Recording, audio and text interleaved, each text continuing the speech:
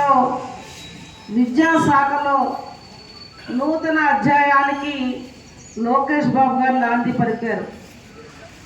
నిన్నగాక మొన్న మీ అందరూ చూశారు.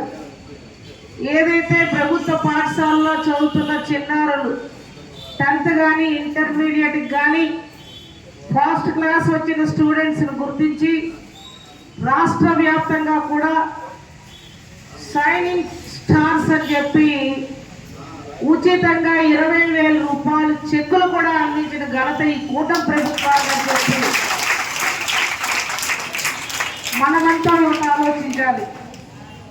ఇవాళ ఆరోగ్యం మానవ జీవితానికి ఎంత ముఖ్యమో విద్య అనేది కూడా అంతే విలువైనది, ముఖ్యమైనది.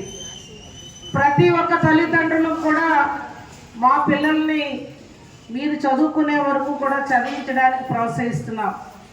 అలాగే ఇవాళ కూటమి ప్రభుత్వం కూడా ప్రోత్సహిస్తుంది.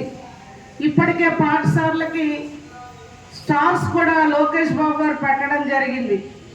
ఏ స్కూల్ అయితే పోటీతత్వంతో విద్యలో ముందుంటుందో ఆ స్కూల్కి కూడా ఇవాళ స్టార్స్ ఇచ్చి ప్రాధాన్యత ఇస్తున్నారు. నూతన భవనాలు ఇస్తున్నారు. అలాగే మీకు కావలసిన మౌలిక వసతులు కల్పిస్తున్నారు. రాష్ట్ర వ్యాప్తంగా ఉన్న పాఠశాలలకి ప్రత్యేకమైన నిధుల్ని ప్రభుత్వ పాఠశాలకు కేటాయించి మరి ముందుకు నడిపిస్తున్నారు. అదేవిధంగా గత ప్రభుత్వంలో మీ అందరూ పడిన ఇబ్బంది మేము చూసాం.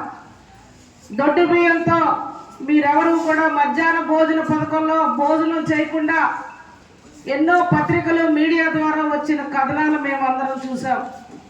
ఆనాడే రాష్ట్ర ముఖ్యమంత్రి వర్యులు చంద్రబాబు గారు ఆనాడే ప్రతిపక్ష నాయకుడిగా ఆనాటి ప్రభుత్వానికి చెప్పిన సన్నబియ్యం పాఠశాలలో పిల్లలకి అనారోగ్యాలకు గురవుతున్నారు, కడుపు నొప్పులు వస్తున్నాయి, ఇతర వ్యాధులకు గురవుతున్నారంటే ఆనాటి ప్రభుత్వం పెడచెవులు పెట్టింది. అందుకనే ప్రధానంగా ఇవాళ చంద్రబాబు గారు ఆలోచించారు. మన కూటమి ప్రభుత్వం వచ్చిన వెంటనే చిన్నారుల ఆరోగ్యం, వాళ్ళ యొక్క భవిష్యత్తును దృష్టిలో పెట్టుకొని నేను వస్తే సన్న బియ్యం పాఠశాలలకి మీ అందరికీ మధ్యాహ్న భోజనంలో అందజేస్తామని మాటిచ్చారు. ఆ మాటకే మీ అందరికీ మధ్యాహ్న భోజనానికి ఈ రోజు నుంచి సన్న బియ్యాన్ని అనేది ఇవ్వడం జరుగుతూ ఉంది.